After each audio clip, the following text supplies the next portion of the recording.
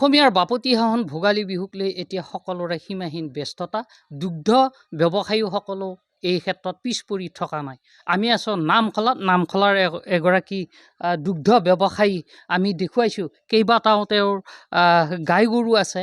বহু বছৰ ধৰি তেওঁ এই দুগ্ধ ব্যৱসায়ৰ লগত জড়িত আৰু নিজেও কেইবাটাও গাই পুহি লালন পালন কৰি তেওঁ গাখীৰ উৎপাদনৰ জৰিয়তে স্বাৱলম্বী হৈ আছে। আমি আহিছোঁ এই বিশেষ পশুপালকগৰাকীৰ ওচৰলৈ আমি আহিছোঁ। দাদা, আপুনি বহু বছৰ ধৰি এনেদৰে ব্যস্ত হৈ আছে।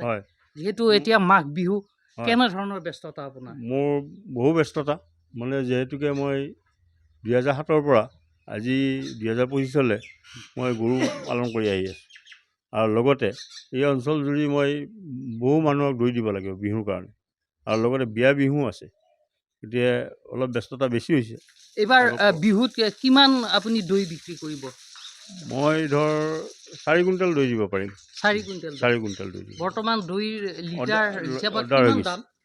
মই বিহুৰ দৈটো দি আছোঁ 140 টকা কৰি। 140।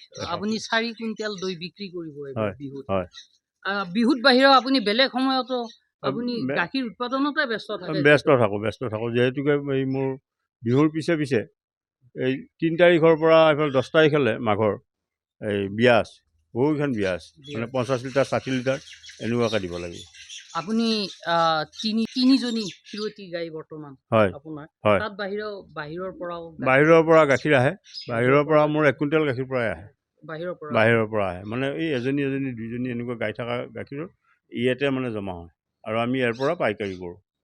আৰু লগতে আমি এই বিভিন্ন হেৰিত ফটুৱাওঁ। আমি আমাৰ ইয়াতে পনীৰো দিয়া হয়।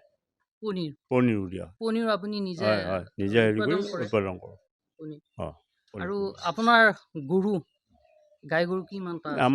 মোৰ গাই গৰু আছে নিজৰ ভাগৰ 7জনী আছে, আৰু 4জনী গাভিনী, 3জনীয়ে গাখীৰ দি আছে। আৰু এইদৰে সমাগত ভোগালী বিহুক লৈ চিপাঝাৰ অঞ্চলত যিসকল দুগ্ধ ব্যৱসায়ীসকল আছে তেওঁলোকৰ মাজতো ব্যস্ততাই দেখা দিছে। আৰু এইগৰাকী বিশেষ দুগ্ধ উৎপাদকে আজি কেইবাবছৰো ধৰি এনেদৰে নিজে গাই গৰু পুহি গাখীৰ উৎপাদন কৰি আছে আৰু বিক্ৰী কৰি আছে। ইতিমধ্যে সমাগত বিহুক লৈ তেওঁ 4 কুইণ্টেল গাখীৰ প্ৰস্তুত কৰি উলিয়াব বুলি আমাক জনাইছে।